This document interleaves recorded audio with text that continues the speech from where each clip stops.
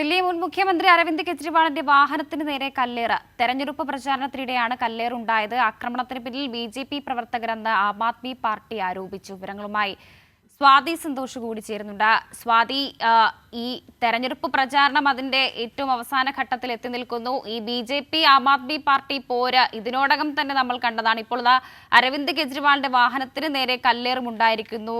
എന്തൊക്കെയാണ് വിവരങ്ങൾ? BJP പ്രവർത്തകർ തന്നെയാണോ ഇതിന് പിന്നിൽ? ദില്ലി മുൻ മുഖ്യമന്ത്രി അരവിന്ദ് കെജ്രിവാളിന്റെ വാഹനത്തിന് നേരെ കല്ലേറുണ്ടായിരിക്കുകയാണ്. തെരഞ്ഞെടുപ്പ് പ്രചാരണത്തിനിടെയാണ് കല്ലേറുണ്ടായത്.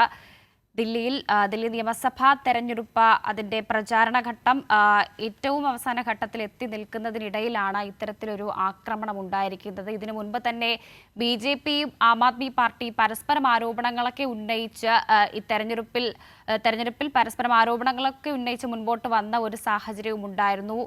അതിനിടയിലാണ് ഇത്തരത്തിൽ കെജ്രിവാളിന്റെ വാഹനത്തിന് നേരെ കല്ലേർ ഉണ്ടായിരിക്കുന്നത്. വിവരങ്ങളുമായി സ്വാതി സന്തോഷ് കൂടി ചേരുന്നുണ്ട്. സ്വാതി, വിവരങ്ങൾ. വർഷ, ഈ ന്യൂഡൽഹി മണ്ഡലത്തിലെ പ്രചരണവുമായി ബന്ധപ്പെട്ട് നിൽക്കുമ്പോഴാണ് കെജ്രിവാളിന്റെ വാഹനത്തിന് നേരെ ആക്രമണം ഉണ്ടാകുന്നത്.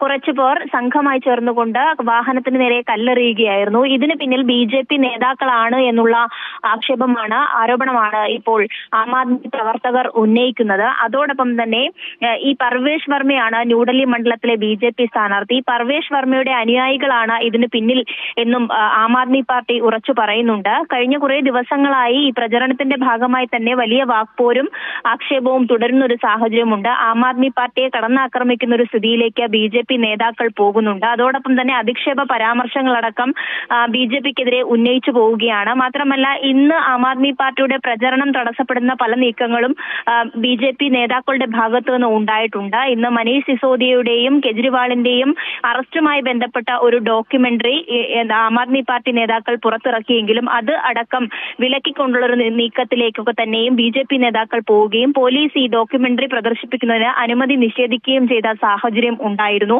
അതിന് പിന്നാലെയാണ് വീണ്ടും ഈ BJP നേതാക്കൾ ആം ആദ്മി പാർട്ടിയും പ്രചരണത്തിനിടെ കെജ്രിവാളിന്റെ വാഹനത്തിന് നേരെ അക്രമം അഴിച്ചുവിടുന്ന ഒരു സാഹചര്യം ഉണ്ടാകുന്നത്. എന്തായാലും ഈ വിഷയത്തിൽ ആം ആദ്മി പാർട്ടിയുടെ ഭാഗത്തുനിന്ന് വലിയ പ്രതിഷേധമാണ് ഉയരുന്നത്. വർഷ. ശരി, സ്വാതിയാണ് വിവരങ്ങൾ നൽകിയത്.